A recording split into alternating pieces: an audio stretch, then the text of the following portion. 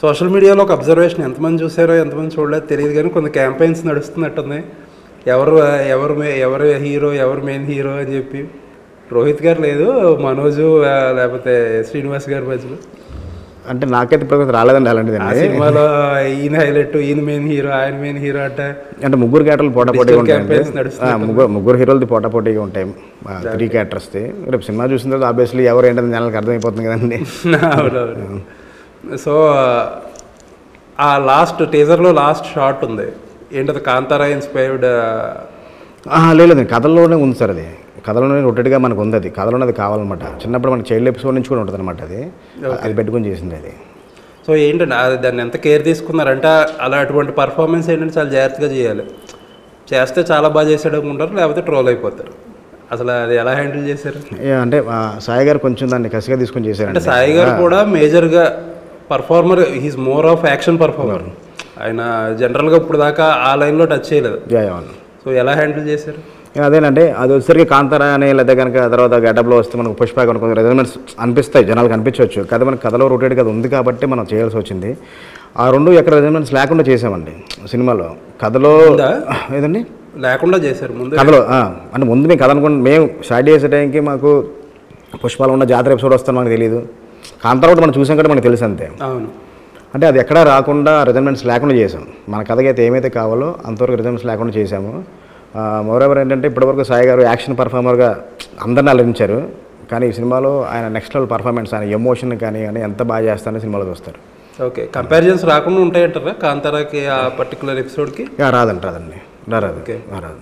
ఇది వచ్చే 3000, అది వచ్చే 3000 అండి. కథలో ఇన్సిడెంట్ కూడా ఎందుకు రావాలి అంటానికి కూడా అది కూడా ఆ 3 వేరు, అందువల్ల రెజల్మెంట్స్ అయితే రాదు. ఓకే. సో రీమేకుల గురించి కోవిడ్ తర్వాత చాలా డిస్కషన్ నడుస్తుంది. రీమేకులు జనాలు చూడట్లేదని, కంటెంట్ అవైలబిలిటీ ఎక్కువైపోయిందని చెప్పి. దానికి చూస్తున్నట్టు కూడా మనకి ఎగ్జాంపుల్స్ కూడా ఉన్నాయి. మనకి బిగ్గెస్ట్ సూపర్ స్టార్స్ చిరంజీవి గారిది బాలా శంకర్ కానీ లేకపోతే హిందీలో అమీర్ ఖాన్ గారిది లాల్ సింగ్ చడ్డా కానీ జనాలు రిజెక్ట్ చేశారు. అసలు న్యూమరస్ విక్రమ్ వేద కానీ, బోలా కానీ, లేకపోతే మొన్న వచ్చిన సినిమాలు కానీ. ఏంటి అసలు ఆ థాట్ ప్రాసెస్ ఏంటి? ఇప్పుడు మీకు ఆ డౌట్ ఏం రాలేదా ఫస్ట్? అంటే బేసిక్గా నేను రీమేక్ చేయడం కోసం నేను చాలా అంటే అపోజ్ చేస్తానండి బేసిక్గా, అంటే నాకు పర్సనల్గా. ఎందుకంటే నేను మా టీం కలిసి 2 కథలు, మంచి కథలు రాసుకున్నాం. నాంది కానీ ఉగ్రం కానీ అలా చాలా కథలు కూడా ఉన్నాయి. కానీ ఈ సినిమా వచ్చి నాకు ప్రపోజల్ వచ్చింది మా కోవిడ్ వచ్చిన నెక్ ఇండస్ట్రీ గారి దగ్గర నుంచి. ఇలా ఒక సినిమా రిలీజ్ అవుతుందండి, చూడండి బాగుంటే చేద్దాం అనేసి. దాని ముందు సాయి గారితో ఒక సినిమా ట్రావెల్ అవుతున్నాము, ఒక సినిమా చేద్దాం ట్రావెల్ అవుతున్నాం. ఇంకా కథ ఏం కథ చేద్దాం ఏంటంటే ట్రావెల్ అవుతున్న టైంలో శ్రీధర్ గారు చూపించిన తర్వాత నాకు బాగా కనెక్ట్ అయింది కదా. అంటే నా స్టైల్లో ఉంది కొంచెం, నేను చెప్పాలనుకున్న ఎమోషన్స్ అన్నీ ఇందులో ఉన్నాయి, ఎమోషనల్గా బాగా చెప్పొచ్చు కథని అనుకుని కథని నేను ఓకే చేసుకున్నాను. బేసిక్గా నాకు రీమేక్ ఇష్టం లేనిది కూడా ఈ సినిమా చూసిన తర్వాత ఓకే బాగుంది సార్ శ్రీధర్ గారు చేద్దాం అని కన్విన్స్ అయ్యి ఒప్పుకున్నాను. బేసిక్గా సార్ రీమేక్ చేస్తే ఆడకపోవటం ఉండదు, ఈ 3-4 ఇయర్స్గా జరగవచ్చు. ఎందుకంటే ఓటీటీలో సినిమా చూసేస్తున్నారు ఏదంటే కాబట్టి. కానీ మనం సేమ్ ఆ సినిమాని ఎక్కడ ఆ సినిమాలో ఒరిజినల్లో ఉన్నది మిస్ అవ్వనీయకుండా చేస్తే చూస్తారని నా గట్ ఫీలింగ్ అండి. ఈ సినిమా మరి ఓటీటీలో ఎంతమంది చూసారో గర్డెన్ అనే సినిమా నాకే తెలియదు. రేపు డేట్ ఏమైనా చేసాం కాబట్టి గర్డెన్ రీమేక్ అని తెలిసిపోతుంది కాబట్టి అందరూ చూస్తారు. చూసినా పర్లేదండి. చూసిన తర్వాత వాళ్ళు ఫస్ట్ ఓపెనింగ్ అలా వచ్చి కూర్చున్న తర్వాత ఓపెనింగ్స్ దానికి ఒక రెజల్మెంట్స్ గుర్తొస్తూ ఉంటుంది కదా, ఇలా ఉంటుంది అనుకుంటారు. కానీ అక్కడి నుంచి అరే ఇది కాదు అనిపిస్తుంది. వెళ్తున్నప్పుడు కథలో మూడ్లో కూడా కథ ఇదే కదా అనిపిస్తుంది, కానీ ప్రజెంటేషన్ వేరేలా ఉంటుంది. కాబట్టి డెఫినెట్గా నాకైతే ఆ ప్రాబ్లం రాదనిపిస్తుంది రీమేక్ చేసినా కానీ జనాలు ఎక్కడ. ఇప్పుడు మీరు చెప్పిన దాంట్లో కూడా 2 కాంట్రాస్టింగ్ వ్యూస్ కనపడ్డాయి నాకు. ఒకటి ఏంటంటే కథలో ఒరిజినాలిటీ మిస్ అవ్వకూడదు అంటున్నారు. ఇంకొకటి ఏంటంటే ఆడియన్స్ చూస్తారు, అక్కడక్కడ రిజంబ్లెన్స్ వస్తుంది, బట్ డిఫరెంట్గా ఫీల్ అవుతారు అంటున్నారు. అదే కథ మారుస్తారు, ప్రజెంటేషన్ మారుతుంది. ఓకే, కథ మారదు, ప్రజెంటేషన్ మారుతుంది. ఓకే, అప్పుడు ఆ డైరెక్టర్ ప్రజెంటేషన్కి మనకి ఒక చిన్న వేరియేషన్ ఉంటుంది కదా సార్. మనం కథను ఒకలా చూస్తాము, మీరు ఒకలా చూస్తారు, ఇంకోలా చూస్తారు. అలానే ఈ కథని ఇంకో ప్రజెంటేషన్ చూసాను, కానీ కథలో సోల్ ఎక్కడైతే ఎమోషన్, కోర్ ఎమోషన్ ఉందో దాని మాత్రం డిస్టర్బ్ చేయలేదు. ఓకే. సో ఇప్పుడు ఈవేళ రేపు థియేటర్స్కి ఆడియన్స్, ఫ్యామిలీ ఆడియన్స్ చాలా తక్కువగా వస్తున్నారు థియేటర్స్కి. ఎక్కువగా ఇక్కడ కానీ యూఎస్లో కానీ ఎక్కడ ఏ ఏరియా చూసినా సరే ఎక్కువగా యూతే సినిమాల కలెక్షన్స్ డ్రైవ్ చేస్తున్నారు. ఇక్కడ 1-2 ఎక్సెప్షన్స్ తప్పితే మేజర్గా వాళ్ళే చూస్తున్నారు టికెట్.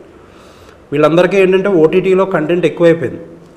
ఓటీటీలో కంటెంట్ ఎక్కువైపోయింది, కొంతమంది ఓటీటీకి డబ్బులు ఖర్చు పెట్టడం ఏంటంటే అక్కడ ఇక్కడ డౌన్లోడ్లు చేసి ఓటీటీ సినిమాలు చూసేస్తున్నారు.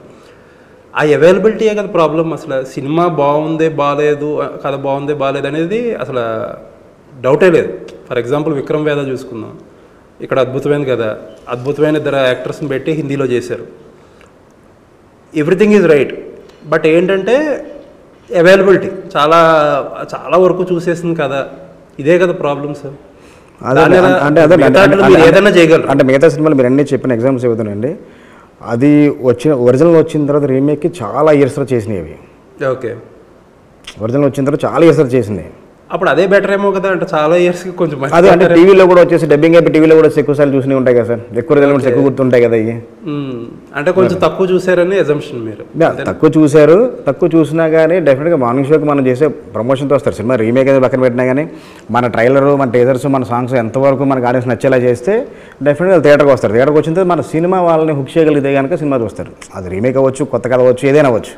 అవును, అలా వచ్చింది కనెక్ట్ అవుతారని కొంచెం నా నమ్మకం అండి. అంటే చాలా సినిమాలు రీమేక్స్ చేసినప్పుడు ఆ ఒరిజినల్ తాలూకు సినిమా ఏదైతే ఉందో దాన్ని ఓటీటీలో నుంచి తీసేస్తారు. చాలా సినిమాలు జరిగాయి. ఎందుకు అలాంటి అటెంప్ట్ చేయలేదు? అంటే బేసిక్ అంటే వాళ్ళు ఆల్రెడీ ఒరిజినల్ వాళ్ళు ఏ ప్రాసెస్లో అమ్మారో ఓటీటీకి, ఎన్ని ఇయర్స్ సెక్యూరిటీకి అమ్మారో మనకు తెలియదు కదా సార్ అది. ఓకే, అందువల్ల అంతే ఇంకా అంతే అండి. ఓకే, దానివల్ల ఏం బాదరింగా లేదు, ఇప్పుడు కూడా ఉంది అది అవైలబుల్గా. ఇప్పుడు కూడా అవైలబిలిటీ ఉంది సార్, డెఫినెట్ అందరూ చూస్తారు కదా సార్. ఇప్పుడు బేసిక్గా సార్ నేను గబ్బర్ సింగ్ నేను చీఫ్ ఆఫీసర్కి వర్క్ చేశాను. నేను అవును, దబాంగ్ రీమేక్ ఒకసారి కళ్యాణ్ గారితో అనౌన్స్ చేసిన టైంకి అందరూ చూశారు. అప్పటివరకు దబాంగ్ చూసిన వాళ్ళు ఎవరు లేరు. అక్కడి నుంచి అందరూ చూసారు. తర్వాత సినిమా రిలీజ్ అయ్యేటప్పుడు డబ్బింగ్ చేసి ఒక ఛానల్లో కూడా వేస్తారు. అయినా కానీ దబాంగ్ నుంచి గబ్బర్ సింగ్ చూసినప్పుడు దబాంగ్ రిజల్మెంట్ చాలా తక్కువ ఉంటుంది. అలా ఒక రీమేక్ నేను హరీష్ గారి దగ్గర రీమేక్ వర్క్ చేసిన ఒక ఎక్స్పీరియన్స్ ఉంది కాబట్టి దాన్ని తీసుకుని ఎక్కడ కథ ఇన్స్పిరేషన్ ఒక రకంగా ప్రాబబ్లీ. అంటే ఇన్స్పిరేషన్ అంటే వాట్ గబ్బర్ సింగ్ అచీవ్డ్ అనేది ఒకటి ఆ ఇన్స్పిరేషన్. ఓకే అండి, అంటే సినిమాని మనం ఒరిజినల్ మిస్ అవ్వకుండా ఎలా చేయొచ్చు అంటే ఒక ఇన్స్పిరేషన్. ఒక రీమేక్కి పనిచేసిన ఒక అనుభవం ఉంది కాబట్టి, ప్లస్ మనకు వెంటనే ఒక అవకాశం వచ్చింది, ఆ అవకాశం వెంటనే యూటిలైజ్ చేసుకుందాము. మనతో పాటు ఎంతమంది ట్రావెల్ అవుతూ ఉంటారు, ఒక యూనిట్ 2 లేదా 300-400 మంది మనం ఫాస్ట్ సినిమాలు చేసుకుంటూ వెళ్తుంటే అందరూ కూడా హ్యాపీగా లీడ్ చేయొచ్చు అన్న ప్రాసెస్లో నేను ఒక చేసుకున్న సినిమాని.